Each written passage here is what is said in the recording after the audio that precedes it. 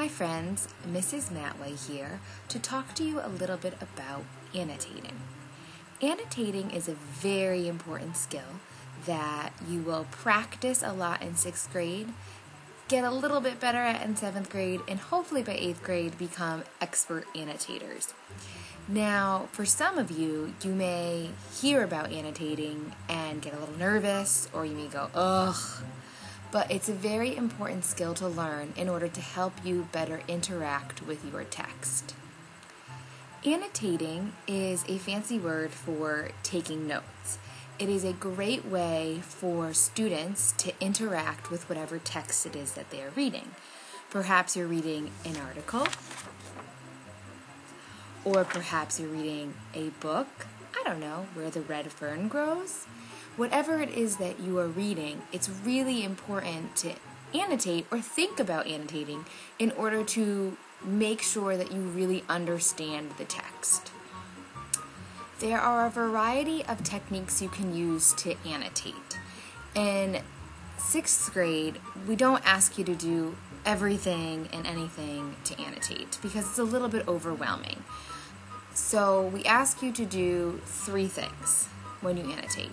1 is to identify and define vocabulary that you're unfamiliar with. 2 is to summarize the key points or important parts that help you better understand the main ideas of the source. And the 3rd thing we ask you to do is to write down some of your opinions or reactions to what you're reading, because that will help you form your thesis statement in the end. Before you start annotating, you're going to need to gather some materials in order to appropriately annotate. The first thing you're going to need to gather is the text that it is that you're reading. In our case, we are going to be reading an article from NPR, so you want to make sure that you have the article. The second material that you're going to need is 3 different colored pens. If you don't have 3 different colored pens, you can use 3 different colored pencils, but those are your only 2 options. Or maybe you can use a pen, a pencil, and a different colored pencil. Either way, make sure you have 3 writing utensils and they're 3 different colors. The last thing you're going to need, or you don't need it, but you might want to use it, are little post-it notes. Some students have larger handwriting, and the margin does not provide them with enough room to take notes. If that is the case, you can use little sticky notes and stick them to your source. This is where you would take notes, as opposed to in the margin. As you can see, I have my materials here that I'm going to use while I'm annotating. I have my 3 different colored pens, and I also have my text, which is the article titled "Technology Lets Parents Track Kids' Every Move." I don't actually have any sticky notes because I prefer to not use sticky notes, but if you are a person that feels like the margin does not provide you with enough room to take notes, then please by all means use sticky notes. Now, before I start reading, the first thing I'm going to do is create a key for my annotations. As I said before, there are 3 different annotation techniques we focus on in 6th grade. The first is identifying and defining vocabulary that we are unfamiliar with. So any time that I have a vocabulary word that I do not understand or I do not know, I'm going to circle it and write the definition in the margin in green. So I'm going to write that on the top of my paper.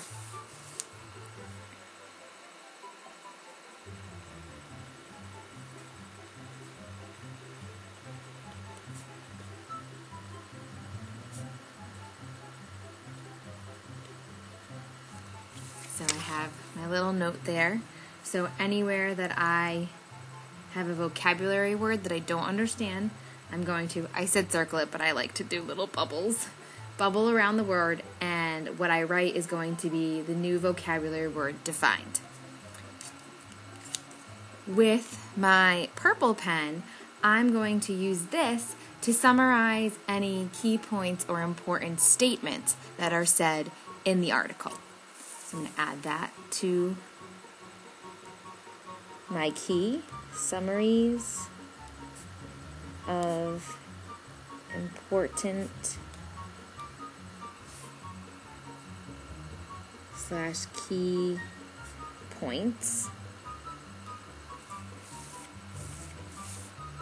And I'm going to use my last marker to write down some of my opinions or reactions to what I'm reading.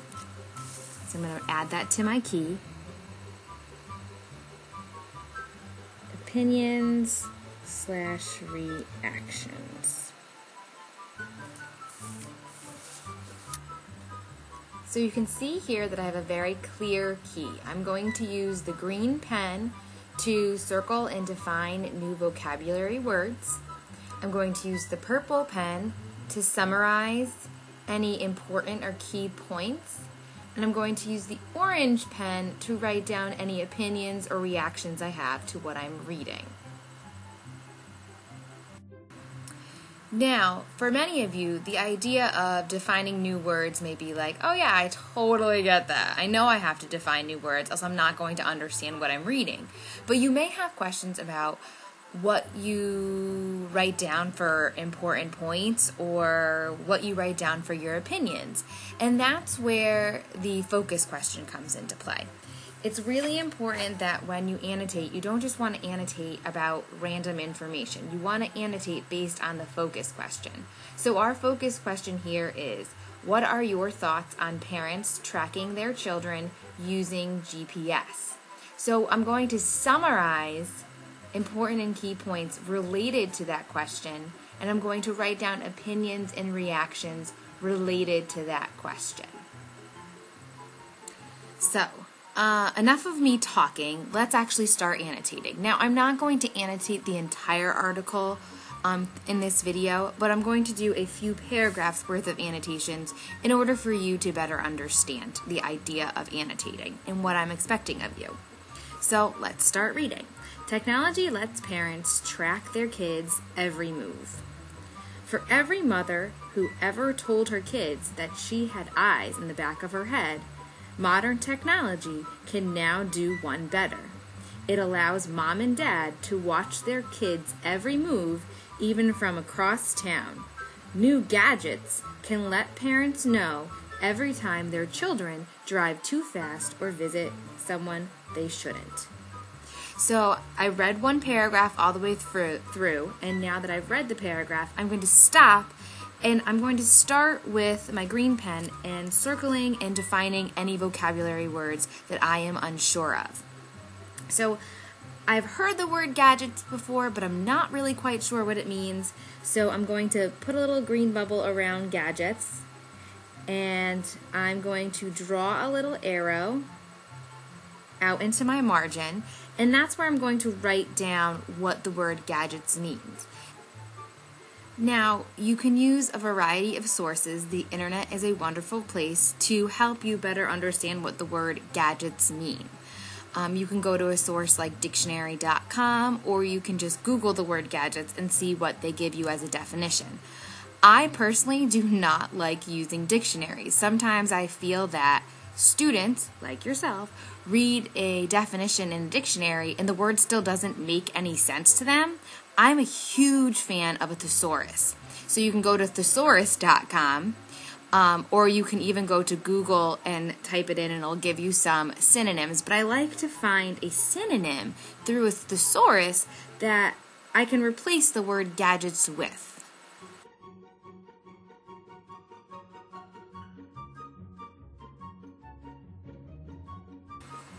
So I stopped the video and I went and looked using Google to find a word to replace gadgets with, and one of the synonyms they gave me was tool. And that totally makes sense to me because new tools can let parents know every time their children drive too fast or visit someone they shouldn't. Using that word tool really helps me understand what the word gadgets mean. So when I look through the rest of this paragraph, every other word I'm pretty familiar with, so I'm going to move on to the next step, which is summarizing any important and key points. And as I look through this first paragraph, I see that a lot of this information I kind of already knew. I already knew about the idea of modern technology and all this stuff, but I think it's kind of interesting that modern technology allows parents to watch their kids. I never thought of it that way.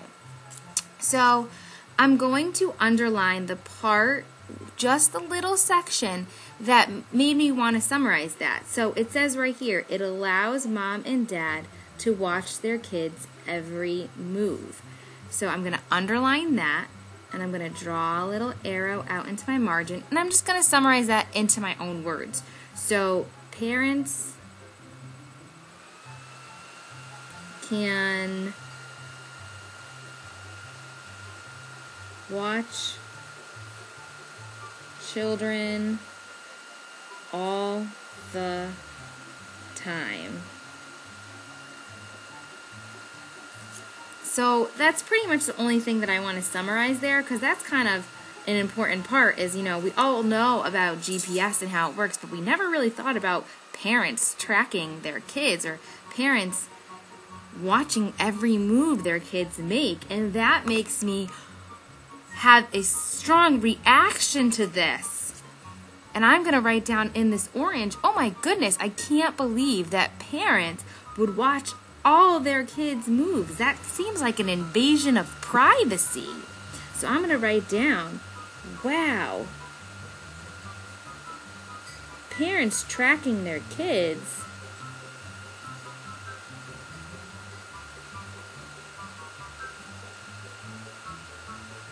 seems like an invasion of privacy. Okay. Now, you may have a different reaction than what I'm having right now. And remember, anything you write in orange is your opinion or your reaction to what you're reading. So it can be anything at all. There's no judgment being made. So I finished my first paragraph. I have a word that I defined. I have some summary of one key point that I thought they made, and then I reacted to that because I was like, whoa. So let's move on to the next few paragraphs because they're both really short. Mark Pollock says he used to live in constant worry about his teenage kids, especially his stepdaughter, Jessica. Even at 10 years old, while growing up in a suburb north of Boston, Jessica Fairbanks was in and out of trouble. She had tried drinking and smoking and had developed a habit of constantly lying to her parents. When it came time for her to get her driver's license, Jessica's parents were scared to death.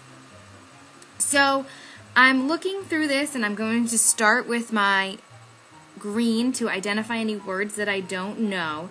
And I don't really know what this word suburb means, so I'm going to put a little bubble around it. I'm going to draw a nice arrow into my margin, and then I'm going to go look up that word. So I looked up the word suburb, and I found out that it meant like a town outside a major city. So these people that they're talking about in the article must have lived in a town outside of Boston, and that makes sense to me. So I'm going to look through this one more time, and I see in these two paragraphs, there's one more word that's mentioned twice that I'm not sure of, and it's this word constant or constantly. So I'm going to put a bubble around it because I want to understand it, and I'm going to draw a nice little arrow outside into my margin, and I'm going to go and look that word up. So I looked up the word constant, and one of the synonyms for constant was non-stop. And that totally makes sense to me now because this man, Mark Pollock, says that he used to live in non-stop worry about his teenage kids. So he was always worrying about them and everywhere they were going.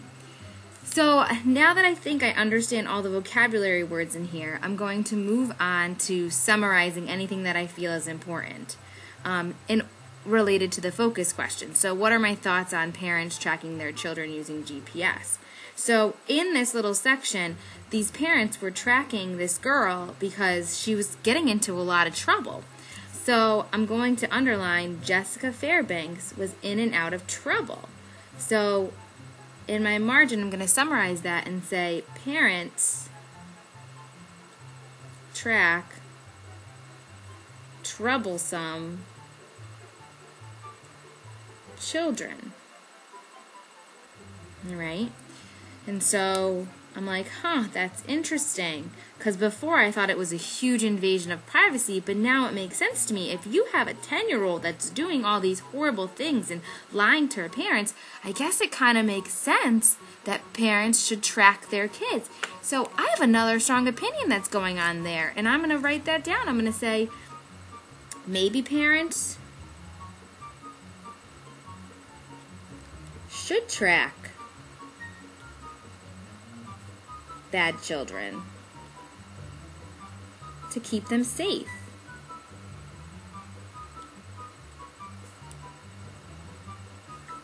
Wow, interesting.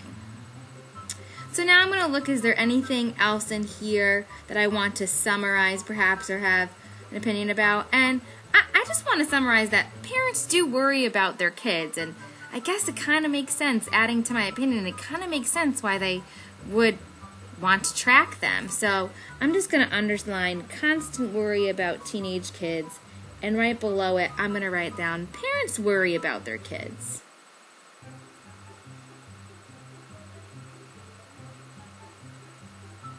And that really helps support my opinion that I had below.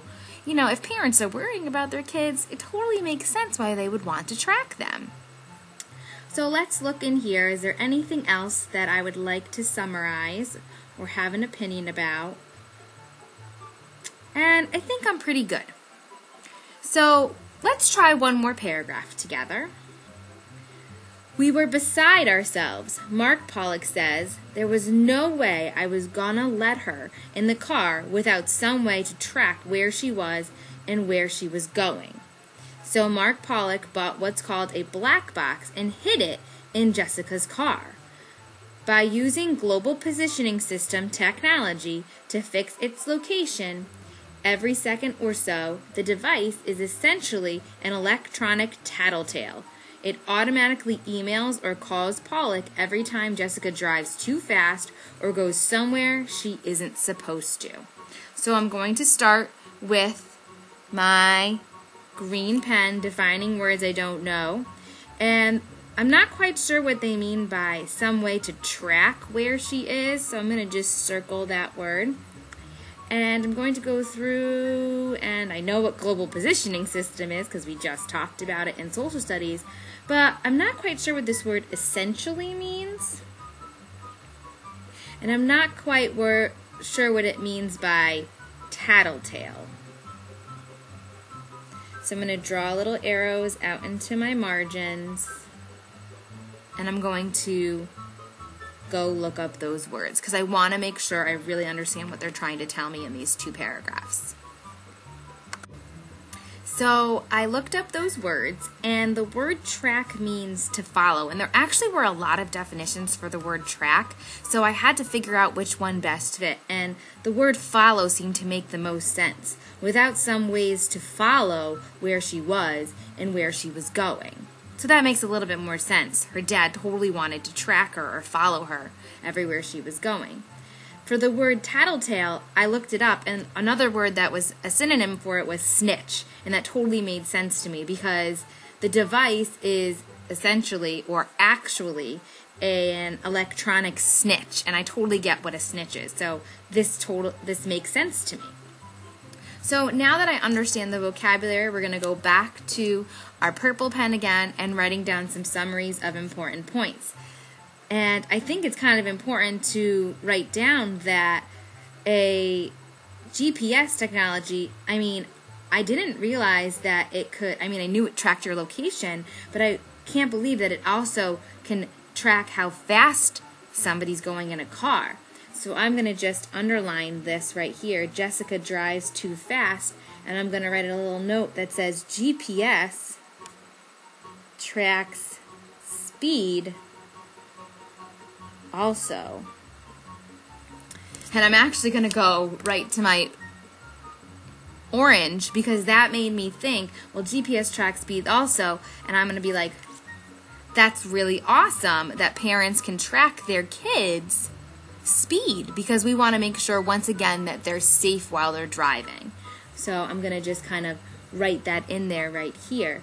GPS track speed also.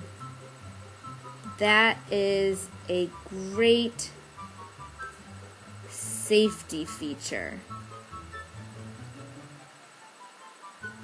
I think it's really important that it help keep teenagers safe, especially when they're new drivers. So I'm going to go back to my purple and I'm going to look, is there anything else that I want to summarize? Everything else seems pretty, like I pretty much understood it. I knew what GPS was beforehand.